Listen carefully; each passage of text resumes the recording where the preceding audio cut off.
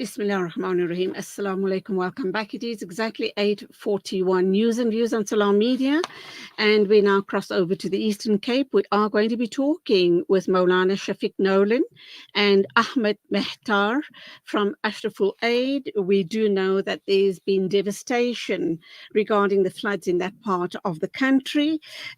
These floods have claimed at least 10 lives, if not more.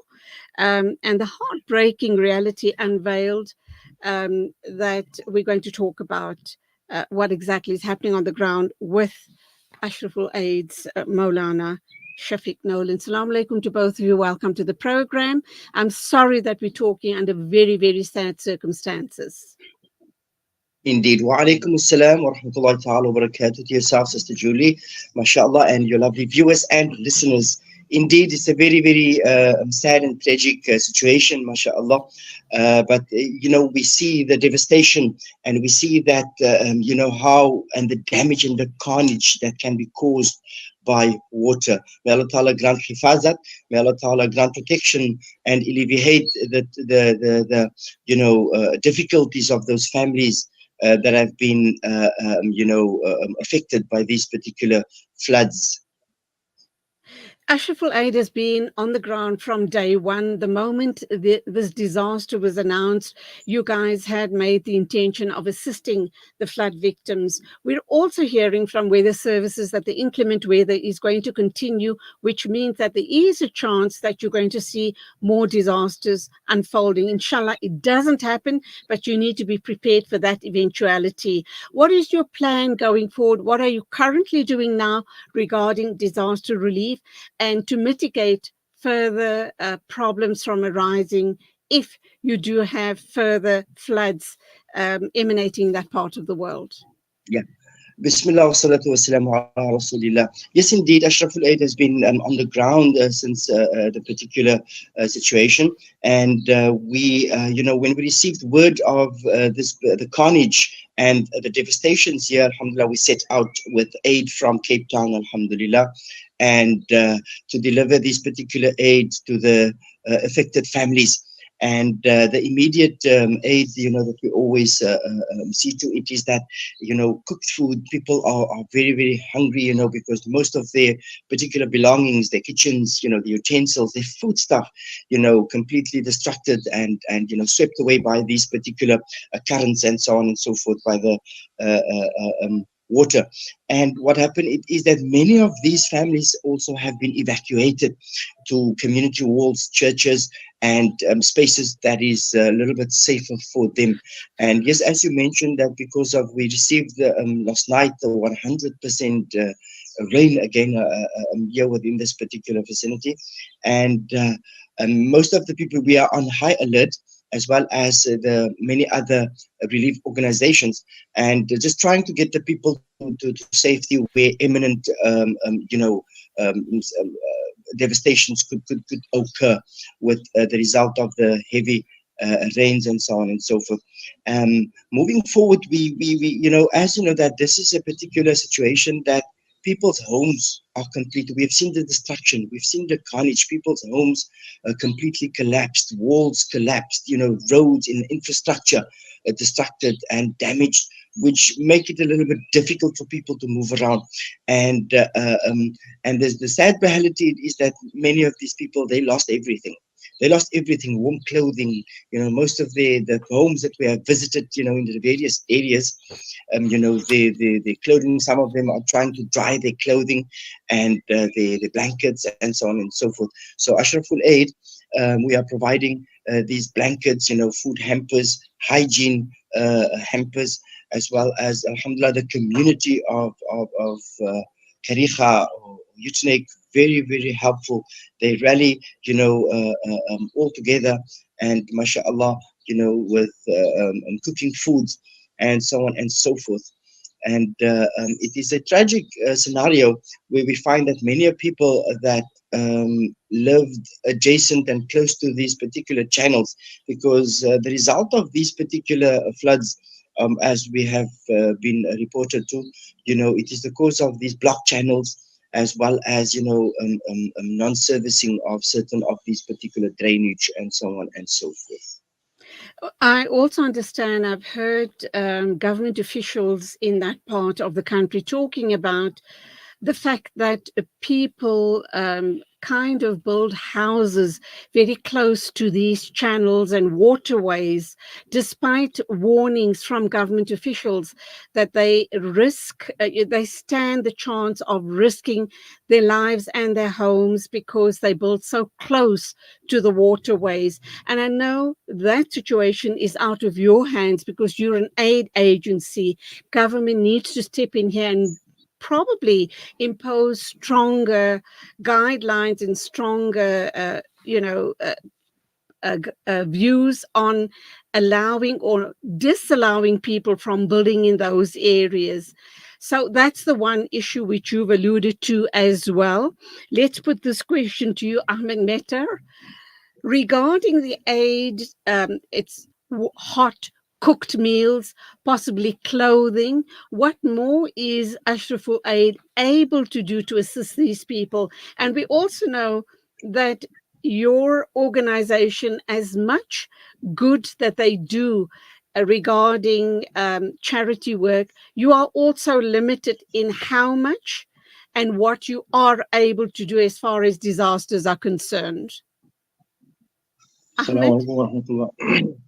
Assalamualaikum warahmatullah. At this current moment, this juncture, we have been on the ground distributing some much needed aid. However, we still busy with some demographics to see the necessities and needs of the people in the area, because this area was hard hit, and we are working to get more information so that we can go back to the drawing board and see what other aid and necessities the people do need, inshallah. And then from there, we will take it, inshallah. We also, inshallah, getting a team also to come down from Johannesburg to assist us with this kind of disaster, because it is quite big. People lost their lives tragically in this flood. So that's where we're at currently. Moulana Shafiek, as I've Yeah. alluded to a little earlier on in the question to Ahmed Mehtar, the type of aid you supply is in the way of clothing and food and temporary shelter in community halls, etc. People are also going to look towards Ashraful Aid possibly to help rebuild their houses. Is it within your capacity to actually do that? Are you able to? Okay, Bismillah, wassalatu wassalam ala Rasulillah. Alhamdulillah, at the moment we are, when we reached the Youth, we closely worked with the community, and the nerve center is set up at beloved brother Hussein Taladia, and that serves as the center and the nerve center, actually, where all aid organizations, they come, they coordinate, and they strategically plan. So alhamdulillah, yesterday we had a collective sitting with the various aid organizations, Al-Imdad, Sanziv, and some other local NGOs. And the plan and the discussion was the rebuild. The rebuild. And yes, the immediate relief is a particular phase. And then there is the medium and the long-term particular phase, and that is the need of the rebuild. And many of these people, although the government is saying that infrastructure is built close to the channels and so on and so forth, but these are homes that have been there for years and years and years, and so these individuals, they completely, lost everything. Their homes have been destructed and damaged, and infrastructure. So the rebuild and to get their lives back together, that is going to be the challenge now in the next few weeks, the next few weeks and so on and so forth. And yes, I think, this is a particular operation that needs a joint approach from various organizations, aid organizations and NGOs and NPOs, as well as government as well, to ensure that we get the people's lives back on track, as per normal, because many of these individuals, they do not have the funding. They do not have, many of them, do not have insurance. So they're going to need the community assistance in order to get their lives back to square one. Subhanallah, it's very heartening to hear that Ashraful Aid is partnering with other Muslim and non-Muslim organizations to supply much needed aid, hope, and courage to the flood victims. Allah subhanahu wa ta'ala accept all of your efforts I mean, and just being there on the ground when needed most. Keep up the amazing work. And just before I let you go, obviously, you are very dependent on the rest of the Muslim community and South Africa to dig deep in their hearts and their pockets to allow you to continue your amazing work, and that is aiding the neediest of the needy in times such as these disasters. Moulana. indeed so.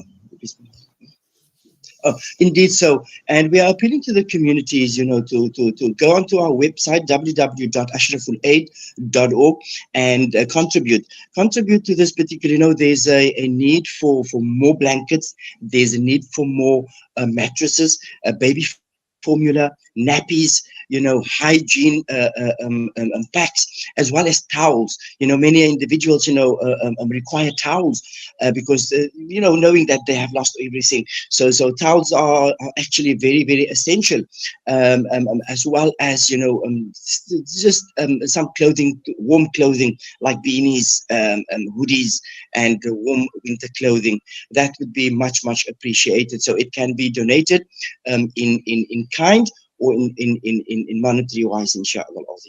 Ameen, Ameen, Thumma Ameen. Continue the amazing work. May Allah subhanahu wa ta'ala accept from you. And may this organization grow from leaps and bounds to assist the neediest of the needy. Shukran so very much for being with us on the show this morning. Moulana Shafiek Nolan and Ahmed Mehtar from Ashraful Aid. Keep us in your du'as and salamu alaikum to you. Wa alaikum assalam wa rahmatullahi wa barakatuh. Jazakumullah for Salam Media and yourself, Sister Judy. MashaAllah. Absolute pleasure. 8:53 news and views moving along. We're going to be talking to someone from the Benoni Muslim Women's Forum about a very sad event in the community, the passing away of a very dear sister. And we are just going to talk about how this is going to impact or has impacted not only on the Benoni Muslim Women's Forum, but the South African Muslims Forum, and of course, the family who have lost their loved one. So please do stay with us.